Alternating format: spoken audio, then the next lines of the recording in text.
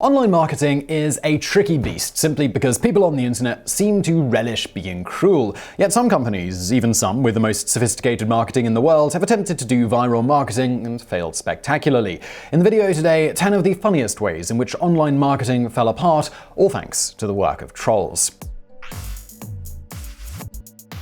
Number 10. Chevy Tahoe. In March of 2006, Chevrolet probably thought they had a killer marketing idea for their sports utility vehicle, the Tahoe. They were going to let people make their own commercials. People could use stock footage and music to make a 30-second ad. They were hoping that people would go to the site, make their own commercials, and then share it with their friends. It was brilliant because they thought it would be free advertising and all they had to do was set up an online video editor. Predictably, even in 2006, it didn't go all that well. People used the ads to mock the truck's gallons per miles and the amount of carbon emissions they release. One commercial had a Tahoe driving around a snowy mountain and the captions read, "Like snow, beautiful landscapes, be sure to take it all in now because tomorrow this SUV will change the world. Global warming isn't a pretty SUV ad, it's a frightening reality." In the end, the ad brought a lot of attention to the Tahoe, but you gotta ask, is all publicity good publicity? Yes, people saw the truck, but they were mainly alerted to its problems. And if you want to try and sell something, you don't want the product's most negative qualities to be the aspect that people focus on. Number 9. The Toronto Maple Leafs. The Toronto Maple Leafs have the 4th longest championship dry spell in North American professional sports. Yes, there are teams with worse records, but what is so interesting about the Maple Leafs is that between 2005 and 2015,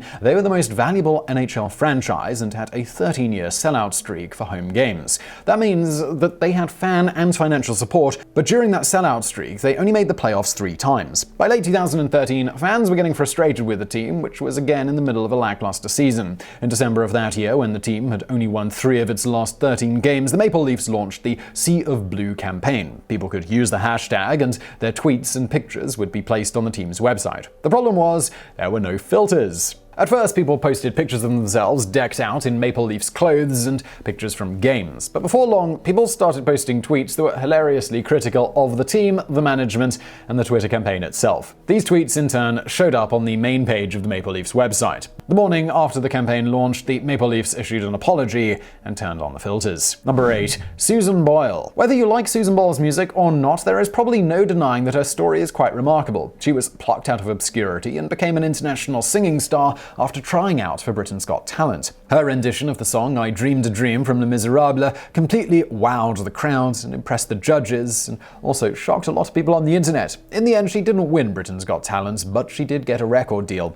In October of 2012, Boyle was going to release her second album, and her marketing team sent out a tweet to thousands of fans that was going to be an exclusive listening party, and fans could ask Boyle questions. To spread the word, Boyle's team used the hashtag #SusanAlbumParty. Seems pretty harmless, right? Well, the problem was that a lot of gutter-minded people read it as Sue's Anal Bum Party. The hashtag and inappropriate tweets, including pictures about the party, soon became one of the highest trending topics on Twitter. Boyle's team tried to fix the problem with a tweet from Boyle's account that was posted hours later with the tag Susan Boyle Album Party. Number 7. Coca-Cola. Coca-Cola is one of the most prestigious and iconic marketers in history. They are one of the most recognized brands in the world, which is partly in thanks to their sponsorships of some of the world's biggest sporting events, including the Olympics and World Cup. They're also one of the companies that spend the most on advertising. In 2013, they dropped $3.3 billion trying to convince people to drink their unhealthy carbonated sugar water. However, it may have paid off because they have the 4th most valuable brand just behind Apple, Microsoft, and Google. Yet despite all that experience and skill, they also don't know what they're doing when it comes to viral marketing. One failed attempt at viral marketing happened in February of 2015 with their Make It Happy campaign, which was meant to target internet bullying. Coca-Cola encouraged people to tag mean tweets with the Make It Happy hashtag, and then an algorithm would turn the words into cute pictures. It was a nice idea in theory, but then some people at Gawker decided to upload passages from Mein Kampf by Adolf Hitler. After tweeting out a cute picture using the words of one of the most evil men in history, Coca-Cola ended the campaign. The second online mishap happened in September September of 2015 with their hashtag Share a Coke campaign.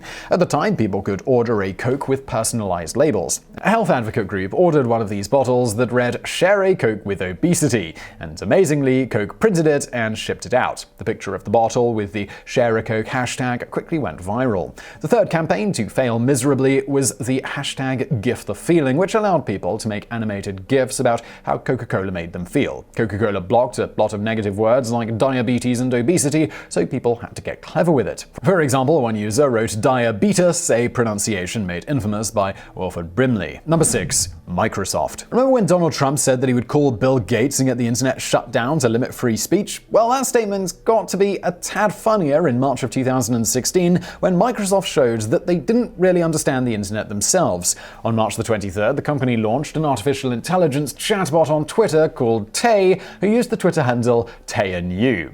Tay would get smarter based on conversational understanding, so the more it talked to someone, the more it would learn. The AI bot was meant to connect with millennials, and the conversations were supposed to be playful. Of course, an AI chatbot on Twitter that builds its intelligence based on conversations with other Twitter users went horribly wrong.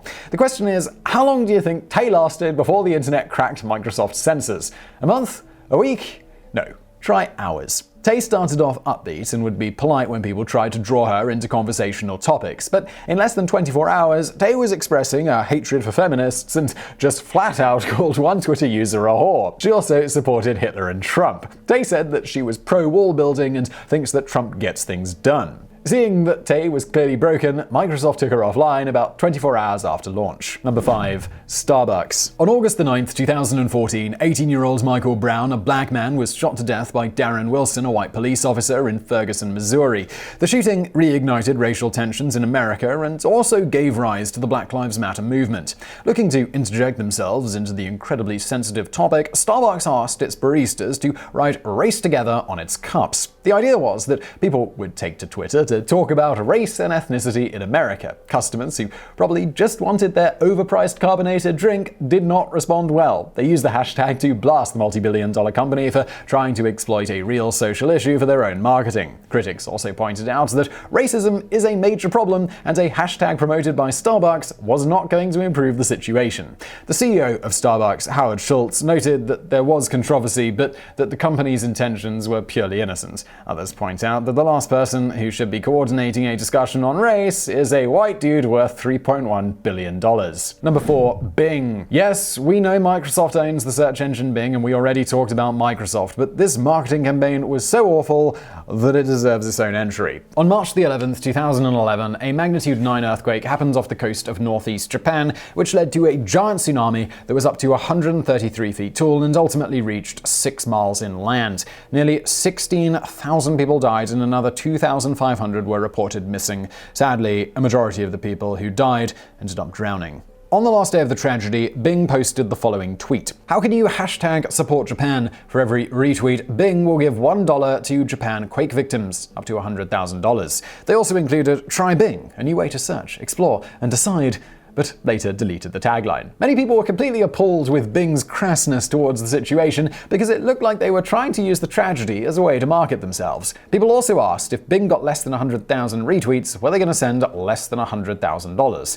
Soon the hashtag Bing started trending, and within 7 hours, Bing apologized and they donated the $100,000 to the Disaster Relief Fund. We should also point out that Microsoft donated millions of dollars without any prompting from Twitter users. Number 3. JPMorgan Chase. In terms of professions that people trust, bankers and stockbrokers are near the bottom of the list. One bank with a rather questionable history in terms of ethics is JPMorgan Chase. For example, in 2013, instead of facing a criminal investigation, JPMorgan agreed to pay $13 billion to the Justice Department over the poor quality of their mortgage-backed securities in the lead-up to the 2008 financial crisis. This was after they received a $12 billion payout from the government in 2008 after the housing market crashed. Oh, and they also used the taxpayer-funded bailout money to pay themselves massive bonuses while over 1 million Americans lost their homes. Good times, JP Morgan.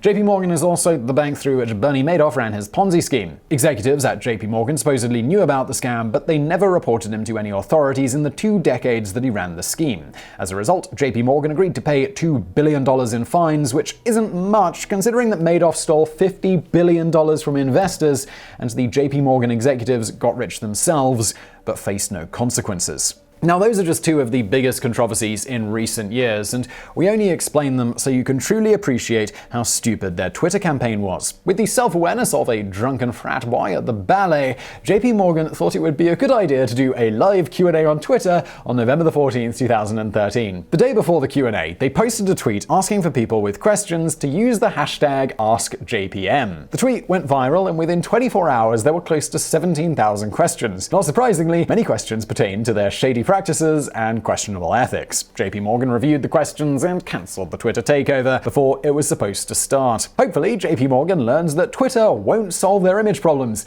Instead, they may actually have to focus on, being ethical and try not to rip people off. Number 2, SeaWorld. In 2013, CNN aired the documentary Blackfish, which made a very strong argument that SeaWorld's housing of orca whales is cruel because orcas are social animals. The result of their years of captivity is that one of the park's most famous killer whales, a bull named Tilcum, was driven insane. He was responsible for the death of 2 people and seriously injured another. What's interesting is there are no recorded human deaths caused by orcas in the wild. Besides the mental impact on the animals, the whales also had a drastically shorter lifespan. After the documentary was released, SeaWorld's attendance plummeted and their stock dropped nearly 40%. SeaWorld thought they were treated unfairly and decided that the best way to address the allegations was to take to Twitter with the Ask SeaWorld hashtag campaign in March of 2015. Yep, that's right, SeaWorld was going to address an 82-minute-long documentary that painted them as a soulless, money-hungry corporation that exploits the torture of social animals by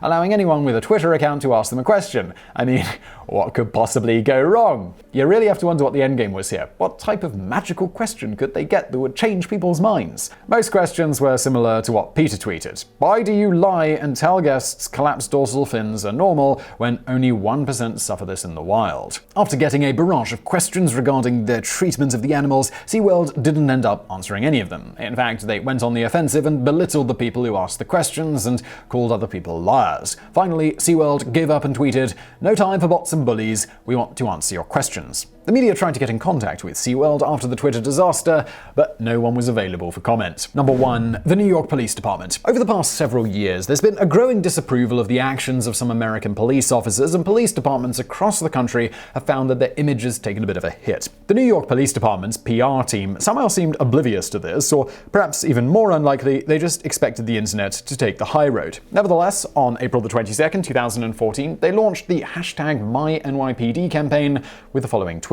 Do you have a photo with a member of the NYPD? Tweet us and tag it with hashtag MyNYPD. It may be featured on our Facebook. Their hope was that people would post friendly pictures of themselves with police officers, but of course, no one did. Instead, they posted pictures depicting brutality at the hands of the NYPD, including pictures of their handling of protesters at the Occupy Wall Street demonstrations. At one point, there were 10,000 posts per hour with the tag hashtag MyNYPD, and a very large majority of them did not make the NYPD look very good. Within 24 hours, there were over 70,000 posts using the hashtag regarding police brutality, shooting of unarmed people, corruption, and even more notorious acts committed by the NYPD. The NYPD tried to salvage the campaign by retweeting pictures they liked, but the overwhelming negative tweets brought even more international attention to the situation. So I really hope you found that video interesting. If you did, please do hit that thumbs up button below, and don't forget to subscribe. Brand new videos just like this every day of the week. For more from me, why not check out another channel I do called Geographics? I'm going to link to that below. And as always, thank you for watching.